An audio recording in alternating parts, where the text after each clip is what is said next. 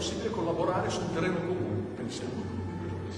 Bene, andiamo avanti, quindi organo dell'attenzione, robe che facciamo noi, parlo, piego e penso. Allora, costruisco prima gli elementi, li metto insieme e poi, fase finale, ne parlo con la voce. Come ci insegna Ceccato, il linguaggio non è altro che un modo di operare privato degli uomini di sicuro, non solo degli uomini, che mette insieme in un rapporto bionivoco, cioè quando con il sistema dell'attenzione, cioè con le operazioni che faccio con la testa, faccio un certo sviluppo delle certe operazioni e quelle non altre, con la bocca di solito lo accompagni e dici quella cosa, dico sedia, in questo caso sollecitato da quella cosa lì, dico amore, però nella testa non ti puoi più sbagliare. Quando fai le operazioni nella testa non ti puoi sbagliare, fai quelle operazioni, dovresti accompagnarle come suoni, ma può succedere come succede, e nella testa fai delle operazioni, ma con la bocca dici delle altre cose.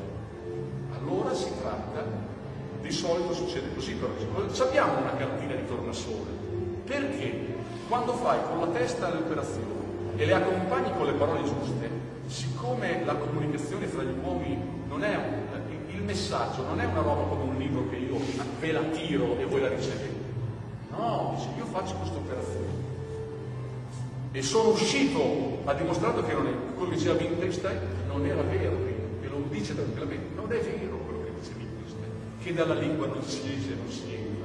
Perché la lingua viene dopo che hai fatto le operazioni, sei in un campo in cui la lingua non c'entra niente. La parola pecora, che è la lingua, è venuta molto dopo che con la testa hai costruito il significato di pecora. Probabilmente all'inizio costruivamo il significato di pecora, ma non lo fonavamo, ma sapevamo ognuno. Quando devi comunicare con altri, è avuto quel problema, risorsa, di trovare un modo di comunicare.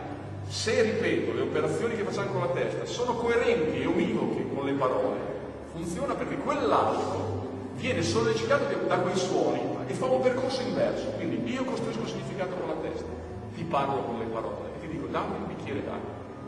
Se io ho fatto le operazioni giuste e ho parlato giusto, tu avrò la conferma che mi dai un bicchiere d'acqua, cioè comunichiamo, perché dai miei suoni torni da quei suoni e fai le operazioni e poi concludi con una cosa che io posso controllare e dando l'acqua. Quando invece la mia testa fa una cosa e la mia parola non funziona, di solito non ci capisci. Io e mia moglie delle volte spesso sgridiamo e io, nonostante che sto cercando e so queste cose, molte volte sbaglio perché penso che quello che ho detto io corrisponda alle operazioni che fa lei, mentre ho detto una parola che lei la sollesta e fa delle altre operazioni. Posso dire una cosa? Allora, puoi completare facendo il PNL. Già fatta. E non ho ancora... Però la PNL allora... è un bello strumento, ripeto, lo prendo come strumento, l'ho studiato e lì ci sono delle pecche. La pecca teorica più grossa della PNL è quella che la mappa nel territorio. La PNL ancora pensa che ci stanno due cose. Ci sarebbe il territorio che però non gli interessa ed è per quello che funziona, perché a loro di definire cos'è la realtà non gli interessa e si concentrano su quello che facciamo noi e quindi quello che invece mi spiega Ceccato, cosa facciamo noi teoricamente, sono le operazioni. E andiamo avanti. Ci dice quindi, ragazzi, ci sono questi elementi, i significati, le parole e il pensiero. I significati c'è un certo tipo di attività. Il pensiero è sempre quell'organo, ma fa un altro tipo di attività, cioè li cuce insieme, è vero? E il linguaggio non è altro che questa cosa di far funzionare la testa, buttare fuori dei suoni, ripetuta fra gli uomini che vivono insieme finché si sono capiti. Quindi quando ha bisogno di un bicchiere d'acqua, gli italiani dicono dammi un bicchiere d'acqua, però in dialetto potete dire dammi un bicchiere d'acqua, dai, dammi dell'acqua, dammi un po' d'acqua.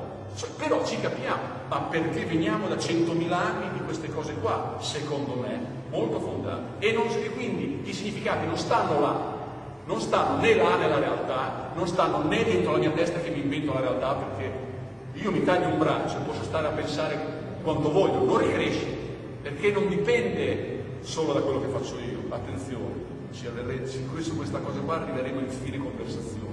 Non è che perché io posso pensare quello che mi pare. Ha Ceccato mi ha detto tu sei un idealista, tu mi vieni a dire che i significati li fai te. No, io non sono un idealista che mi invento i capelli neri o vado di corpo o respiro perché penso.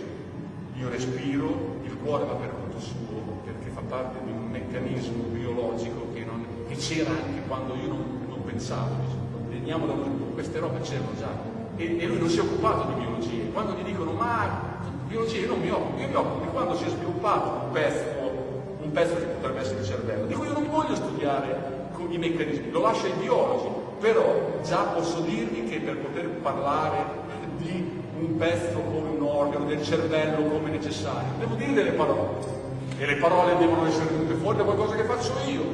E quindi, alla fine, lui le chiama dipendenze. Io qui sbatto la testa, ho voglia di far finta che lì c'è il vetro e che penso di attraversarlo. Sono sciocchezze queste qui.